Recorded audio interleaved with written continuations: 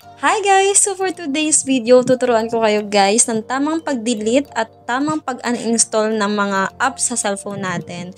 So kung ikaw guys ay namumblema kasi madami ka ng binuburang apps dito sa cellphone mo pero full storage ka pa din guys. So baka mali yung ginagawa mong pag-delete or pag-uninstall. So baka guys kasi ang ginagawa mo is ganito. So example yung Beautycam guys, ayan. So, 'di ba guys, pag nag-uninstall tayo, binubura lang natin 'yan. So, i-click natin 'yan, guys.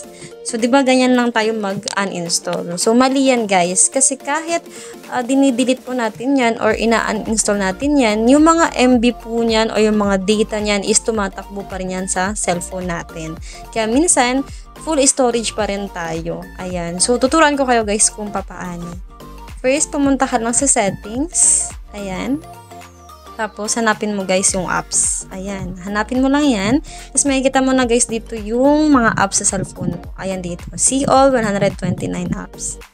Pag nandyan ka na guys, makikita mo lahat ng apps na meron sa cellphone mo. Tapos, hanapin mo yung gusto mong i-uninstall or i-delete. Ayan. I-click mo lang yan. Example lang yan guys. So, as you can see, may makikita ka na dito uninstall. Pero bago mo pindutin yan guys, pindutin mo tong storage and cake. Ayan.